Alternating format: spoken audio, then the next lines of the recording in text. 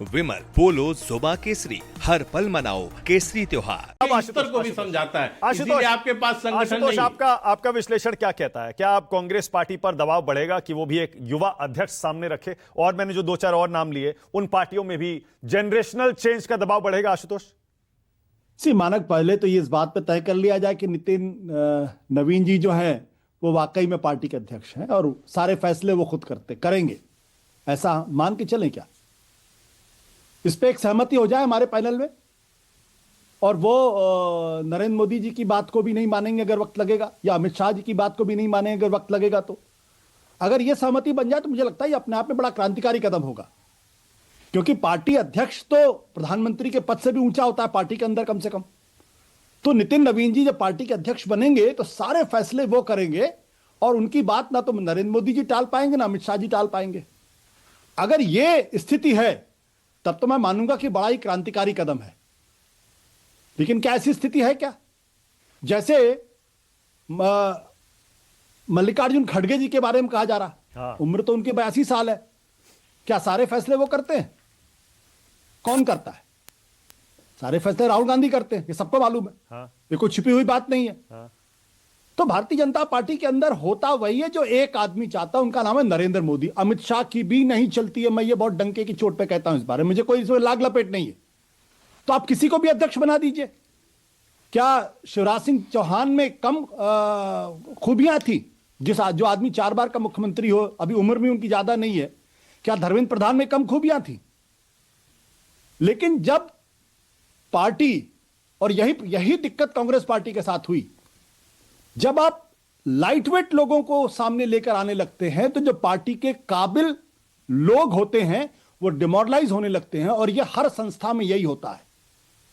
कांग्रेस की स्थिति इसलिए हुई क्योंकि इंदिरा गांधी ने ऐसे ऐसे लोगों को आगे बढ़ाया जिनकी कोई जमीन नहीं थी, जिनका कोई जड़ नहीं था, और अंत में कांग्रेस कहां पहुंच गया आप अच्छी तरीके से जानते हैं। क्या वही स्थिति भारतीय जनता पार्टी के अंदर हो रही है? आपको याद होगा कि जब अटल बिहारी वाजपेयी, लाल कृष्ण आडवाणी थे तो हर राज्य के अंदर 2 बड़े कद्दावर नेता हुआ करते थे। चाहे आप कर्नाटक का उठा के देख लीजिए, चाहे आप हिमाचल प्रदेश को उठा के देख लीजिए, जहां शांता कुमार और प्रेम कुमार धूमल थे। और इसलिए उनके जाने के बाद भी पार्टी कमजोर नहीं पड़ी, और केंद्र के अंदर भी कम से कम आधे दर्जन ऐसे बड़े नेता थे जो जिनमें से कोई भी प्रधानमंत्री बन सकता था। क्या नितिन नवीन जी को मैं अगले प्रधानमंत्री के तौर पर देखूं?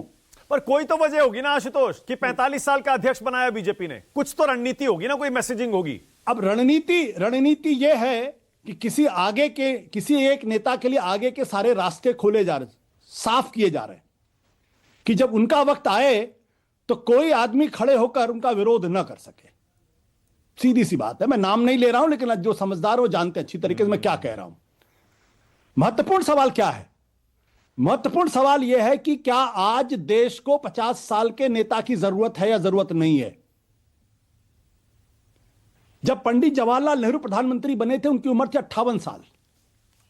जब इंदिरा गांधी बनी थी उनकी उम्र थी 49 साल, और वो चुनाव लड़के बनी थी, उनको जवाहरलाल नेहरू ने नॉमिनेट नहीं किया था।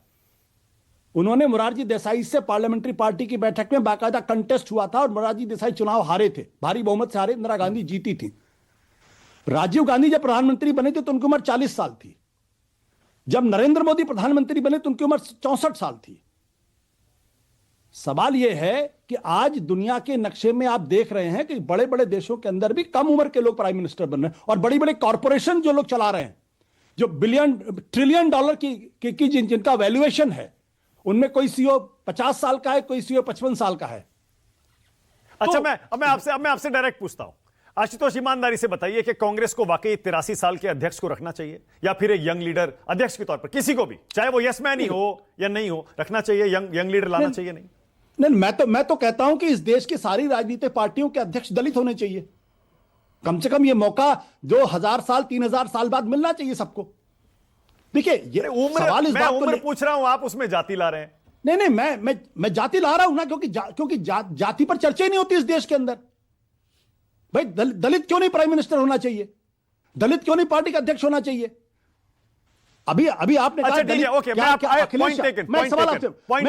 अच्छा, दलित भी अगर लाया जाए तो कितनी उम्र का लाया जाए? यंग लाया जाए या नहीं लाया जाए? मानक, मेरी व्यक्तिगत राय यह है कि पार्टी का अध्यक्ष हो या देश का प्रधानमंत्री हो या कैबिनेट हो, 50 साल 55 साल की उम्र में बनना चाहिए, ताकि 75 आते आते वो अपने पद से इस्तीफा दे ले। अगर सरकारी अधिकारी 60 साल की उम्र में, यूनिवर्सिटी का लेक्चरर 64 साल की उम्र में रिटायर होता है, सुप्रीम कोर्ट के जज 65 साल की उम्र रिटायर होते हैं, तो भारत के प्रधानमंत्री को 75 साल तक क्यों रहना चाहिए? अब आप देखिए, मनमोहन सिंह 82 साल की उम्र तक प्राइम मिनिस्टर थे, क्यों भाई? या अटल बिहारी वाजपेयी 74 साल की उम्र में प्राइम मिनिस्टर बने थे, क्यों भाई? दुनिया बहुत आगे निकल चुकी है। अगर सुप्रीम कोर्ट का जज अगर 65 साल की उम्र में रिटायर करता है, तो इस देश के नेताओं को भी 65 साल की उम्र में रिटायर होना चाहिए। मेरी तो यह राय है। लेकिन एक चीज मैं और कहना चाहता हूं, अखिलेश यादव किस उम्र में पार्टी के अध्यक्ष बने? तेजस्वी यादव के हाथ में कमान किस उम्र में आई? राहुल गांधी के हाथ में कमान कब आई? पार्टी के अध्यक्ष किस उम्र में बने थे? क्या था भारतीय जनता पार्टी ने अध्यक्ष बदल लिया था?